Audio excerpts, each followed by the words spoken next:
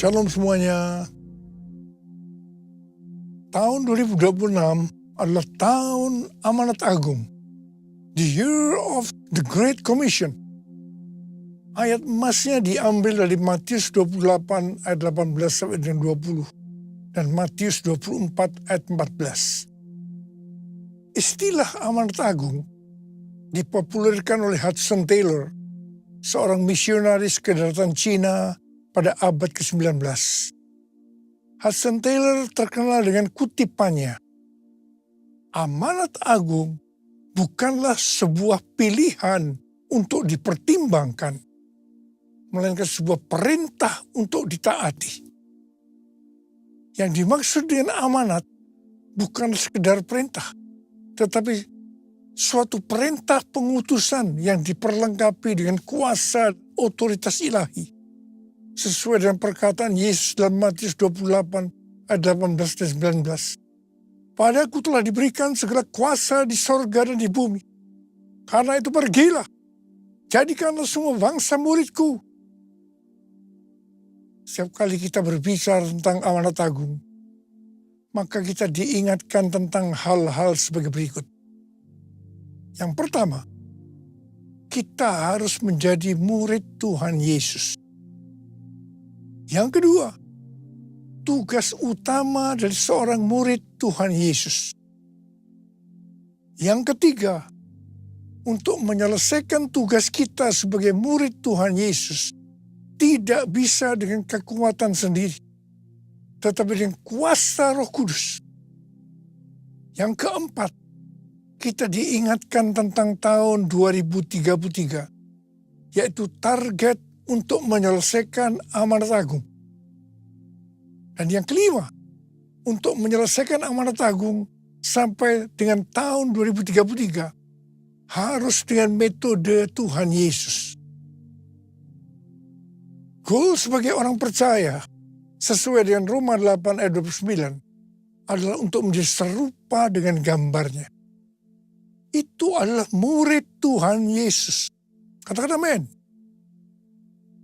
1 Yohanes 2 ayat 6 berkata, barang siapa mengatakan bahwa ia ada di dalam dia, ia wajib hidup sama seperti Kristus telah hidup. Kalau kita hidup sama seperti Kristus telah hidup, maka kita akan menjadi serupa dengan gambarnya. Ini adalah murid Tuhan Yesus. Jadi murid Tuhan Yesus adalah mereka yang hidupnya sama seperti Kristus telah hidup. Menjadi seperti kau Yesus, menjadi seperti kau Yesus, menjadi sempurna dalam seluruh hidupku, menjadi seperti kau Yesus, menjadi seperti kau Yesus, menjadi sempurna dalam seluruh hidupku. Sesuai dengan Matius 28 ayat 18 sampai dengan 20, maka tugas utama dari murid Tuhan Yesus tanpa melihat profesinya adalah menjadikan semua bangsa murid Tuhan Yesus. Artinya, kita harus menyelesaikan amanat agung. Untuk menyelesaikan amanat agung tidak bisa dengan kekuatan sendiri, tetapi harus dengan kuasa Roh Kudus.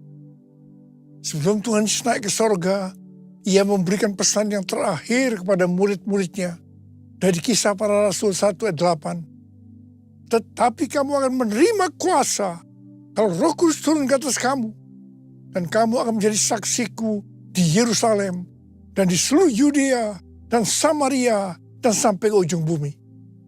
Setelah itu Tuhan Yesus naik ke sorga. Setelah Tuhan Yesus naik ke sorga, apa yang dilakukan oleh murid-muridnya? Mereka pergi ke Yerusalem dan tinggal di kamar loteng. Mereka melakukan itu karena pesan Tuhan Yesus bahwa mereka tidak boleh meninggalkan kota Yerusalem sebelum diperlengkapi dengan kuasa dari tempat tinggi. Apa yang mereka lakukan di kamar loteng? 120 murid semua bertekun dengan sehati dalam doa bersama-sama.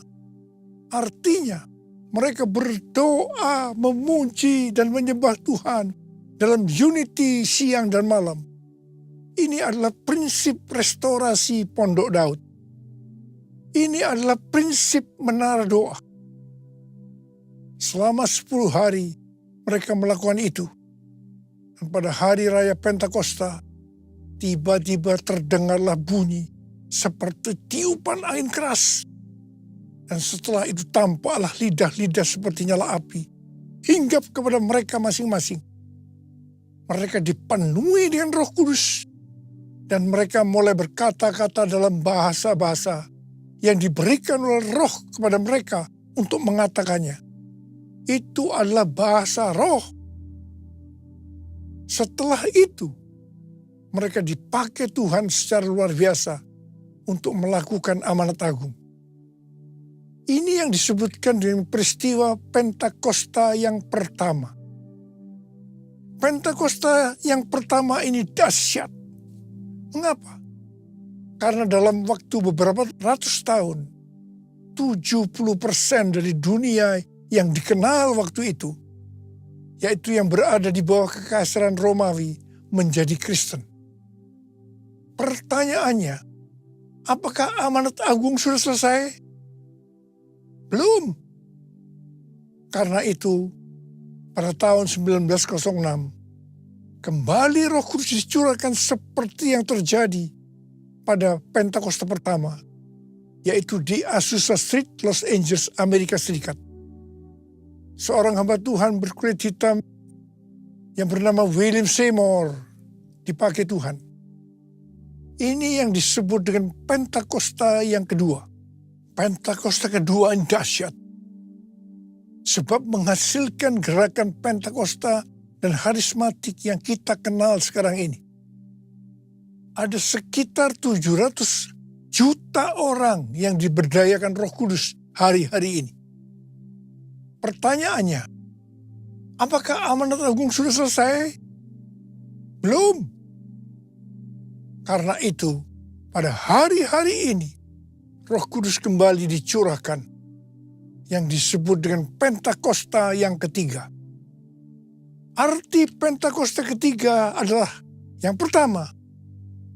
Pentakosta ketiga adalah pencurahan Roh Kudus yang dahsyat di zaman ini, melebihi yang terjadi di Azusa Street. Yang kedua, Pentakosta ketiga akan mengakibatkan penuaian jiwa yang terbesar dan yang terakhir sebelum Tuhan Yesus datang kembali. Dan yang ketiga, Pentakosta ketiga akan membangkitkan generasi Yeremia, yaitu anak-anak muda yang dipenuhi dengan Roh Kudus, cinta mati-matian kepada Tuhan Yesus, tidak kompromi terhadap dosa, dan akan bergerak untuk memenangkan jiwa. Dan yang keempat, Pentakosta ketiga lahir di Indonesia dan bergerak ke bangsa-bangsa. Gerakan ini dari timur ke barat dan akan kembali ke Yerusalem. Yang kelima, Pentakosta ketiga akan memberikan kuasa untuk menyelesaikan amanat agung. Dan setelah itu, Tuhan Yesus datang kembali. Saya percaya dengan Pentakosta ketiga ini, amanat agung akan selesai.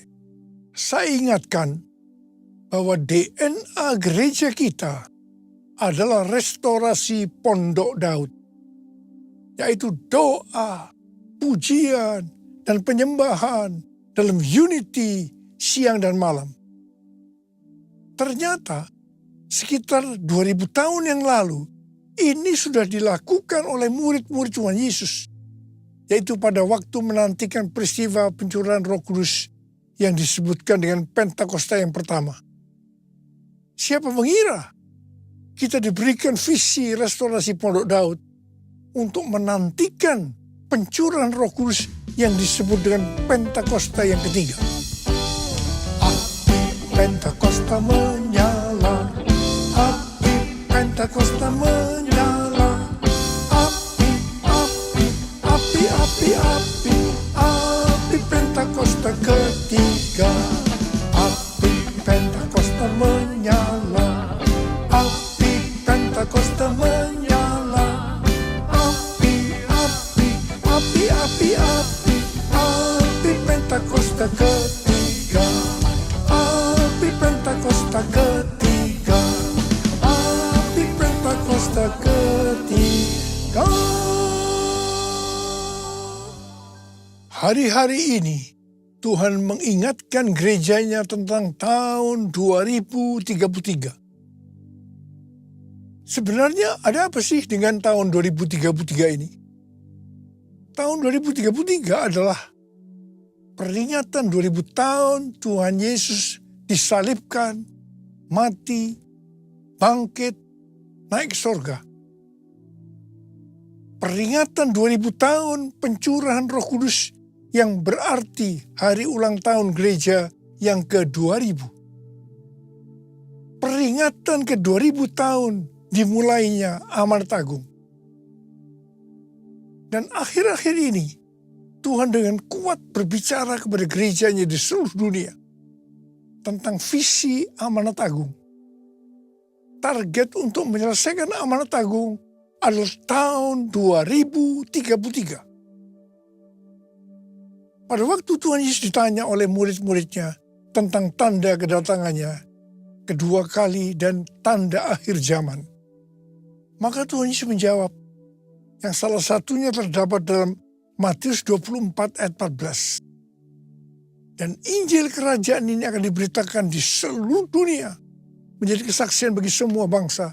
Sesudah itu barulah tiba kesudahannya. Dengan perkataan lain, kalau amanat agung sudah selesai, maka sesudah itu barulah tiba kesudahannya. Barulah Tuhan Yesus datang kembali. Kata sesudah itu tidak ada seorang pun yang tahu berapa lama. Bisa 1 hari, 1 minggu, 1 bulan, 1 tahun, atau beberapa tahun. Tapi yang jelas tidak akan lama. Sebab Tuhan Yesus berkata, "Aku datang segera." Saya tidak pernah mengatakan bahwa tahun 2033 Tuhan Yesus pasti datang. Itu tidak alkitabiah. Saya tidak berkata seperti itu. Tetapi yang saya katakan, tahun 2033 Tuhan Yesus bisa datang. Itu alkitabiah. Karena kedatangan Tuhan Yesus bisa sewaktu-waktu. Apa arti pesan ini buat kita? Waktu kedatangan Tuhan Yesus sudah sangat dekat. Kita harus mempersiapkan diri sebaik-baiknya dengan menyelesaikan amanat agung. Hosana, Hosana, datanglah Tuhan Yesus. Hosana, Hosana, ku merindukanmu. Ku merindukanmu. Ku merindukanmu. Sebagai murid-murid yang menerima amanat agung dari Tuhan Yesus, kita harus belajar cara Tuhan Yesus melakukannya. Sehingga kita bisa menjangkau dunia dalam 7 tahun ke depan sampai tahun 2033. Pada waktu General Assembly yang ke-14 dari World Evangelical Alliance di Korea Selatan tanggal 27 sampai dengan 31 Oktober 2025 yang lalu. Temanya adalah The Gospel for Everyone by 2033. Di sini Rick Warren menyampaikan tentang metode Yesus untuk menyelesaikan amanat agung yang berlaku di mana saja dan kapan saja. Metode ini disingkat dengan peace. P, pass on the good news. Sampaikan kabar baik, Injil kepada orang lain.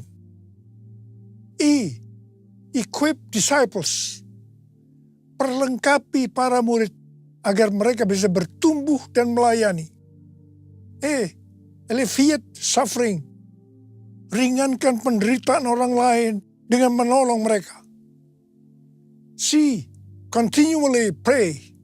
Berdoa terus-menerus. E, establish new churches. Dirikan gereja-gereja baru. Jadi ada 5 hal metode Yesus untuk menyelesaikan amanat agung. Yang pertama, sampaikan kabar baik Injil kepada orang lain.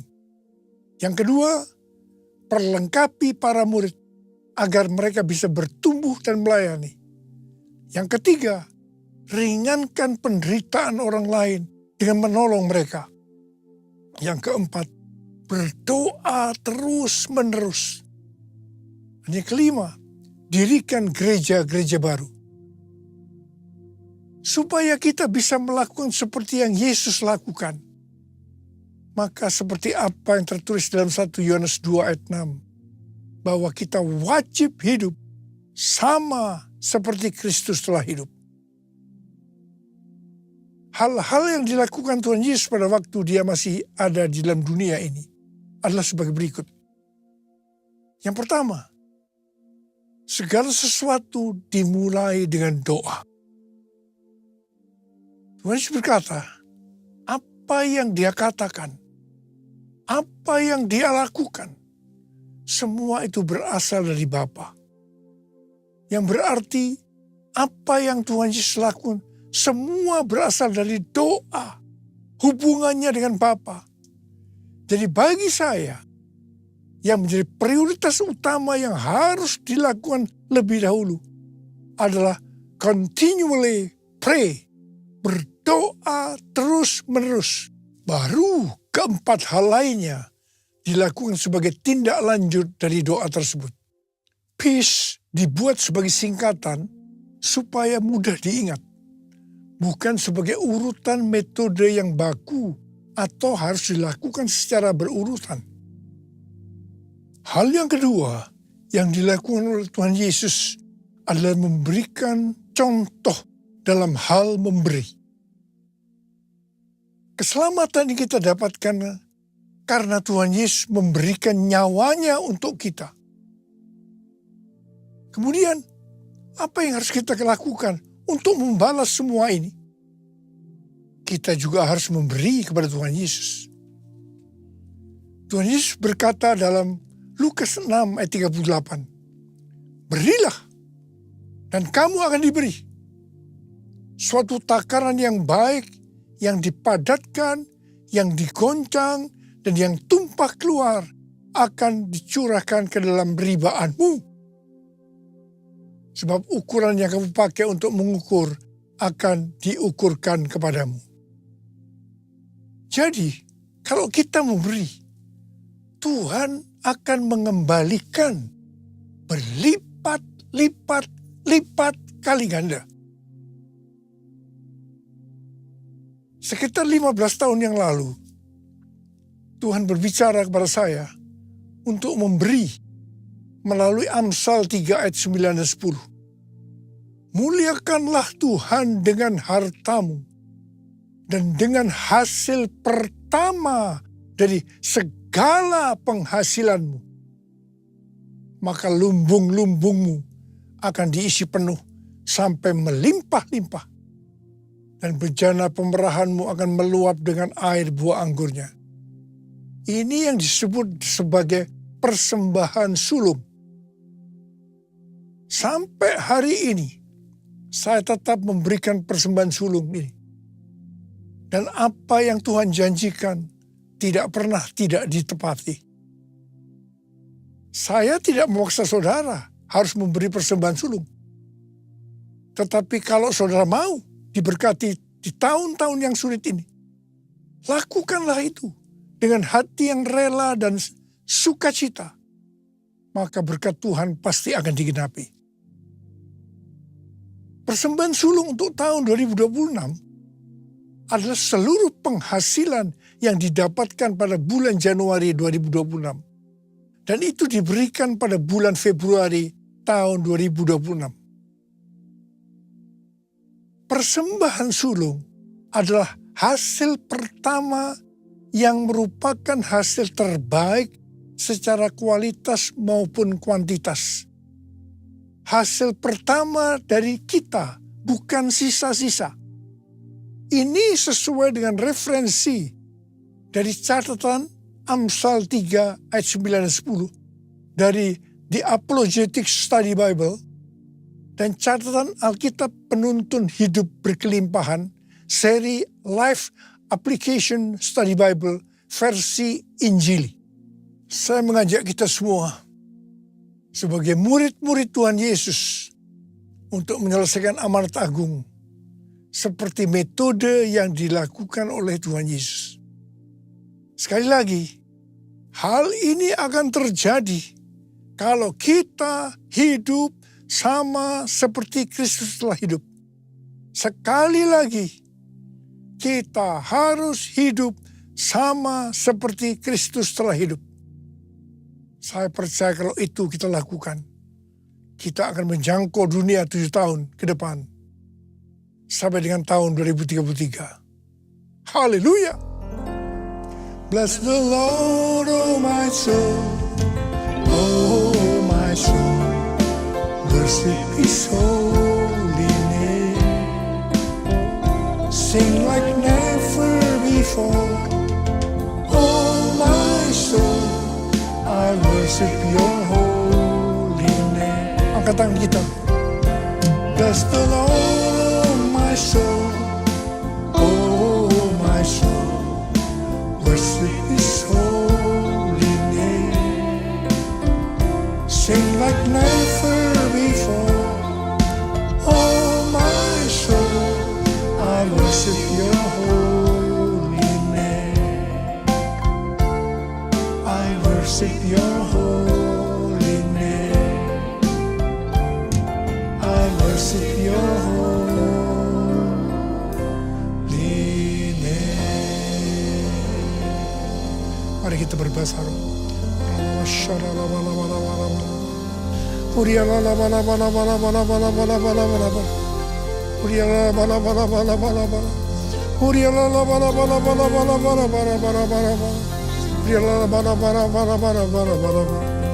Bapa, curahkan rohmu, urapi kami ya Aba.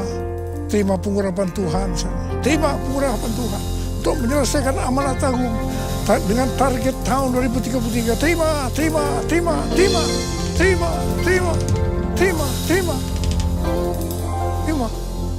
Dalam nama Yesus. Amin.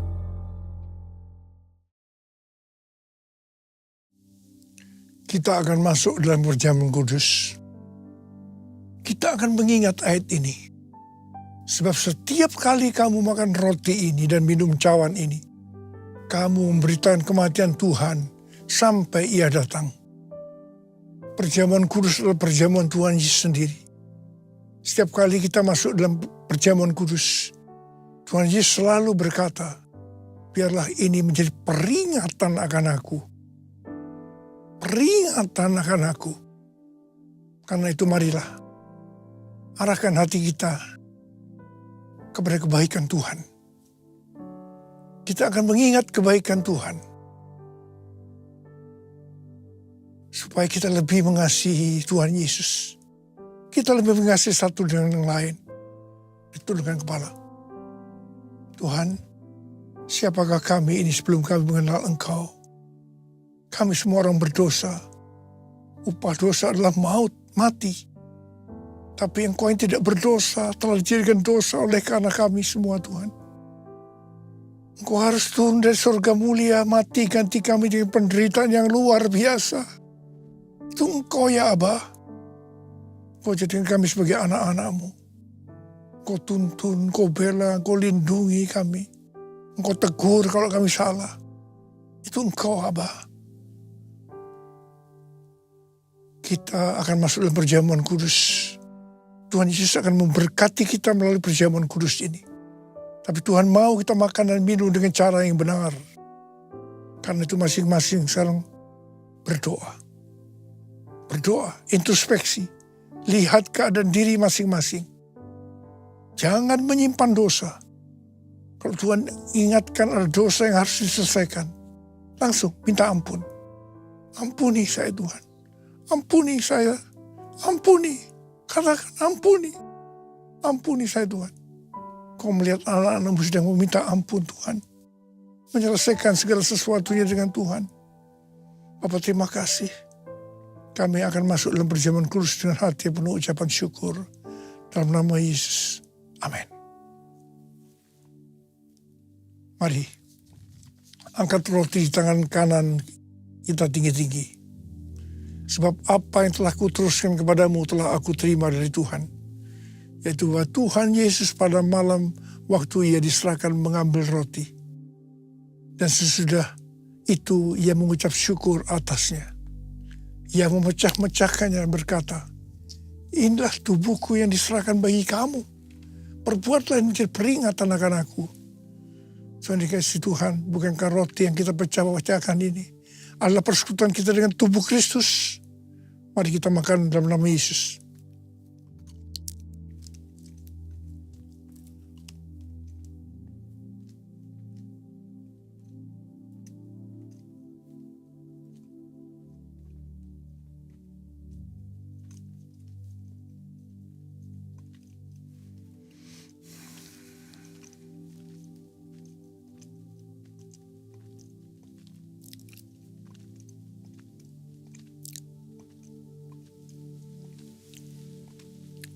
Angkat cawan dari tangan kanan kita tinggi-tinggi. Demikian juga ia mengambil cawan sesudah makan lalu berkata, cawan ini adalah perjanjian baru yang diletakkan oleh darahku. Perbuatlah ini. Setiap kali kamu meminumnya, jadi peringatan akan aku. Saudara dikasih Tuhan, bukan cawan pengucapan syukur. Yang atasnya kita ucapkan syukur adalah persekutuan kita dengan darah Yesus. Mari kita minum dalam nama Yesus.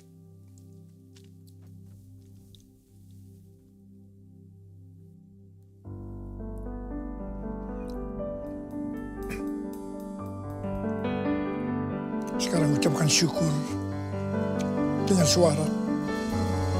Jangan diam. Terima kasih ya Tuhan. Terima kasih ya Tuhan. Terima kasih ya Tuhan. Terima kasih ya Tuhan. Yesus. Yesus. Tuhan Yesus. Terima kasih. Terima kasih. Kau melihat anak-anakmu semuanya. Saat ini kau sudah menyembuhkan yang sakit. Kau membebaskan yang terikat. Kau menghibur yang susah. Kau menguatkan yang lemah. Kau memberikan pengharapan-pengharapan yang baru bagi mereka yang putus asa. Tuhan terima kasih. Terima kasih. Berkati anak-anakmu Tuhan. Berkati anak-anakmu. Terima kasih Yesusku. Terima kasih Yesusku, puji syukur hanya bagi Tuhanku. Terima kasih Yesusku, terima kasih Yesusku, puji syukur hanya bagi Tuhanku. Terima kasih Yesusku, terima kasih Yesusku, puji syukur hanya bagi Tuhanku.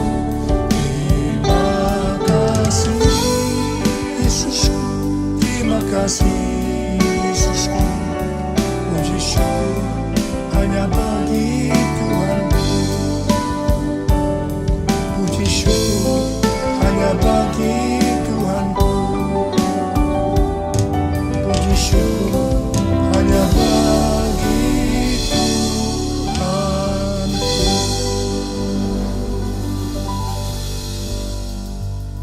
Angkat tangan kita. Terimalah berkat Tuhan. Kasih karunia yang berlimpah-limpah dari Allah Bapa di dalam Anak yang tunggal Yesus Kristus. Persekutuan yang manis dengan Roh Kudus menyertai kita semua mulai hari ini. Sampai Tuhan Yesus datang menjemput kita di awan-awan. Dan bahkan sampai selama-lamanya. Yang percaya bersama-sama katakan, Amin.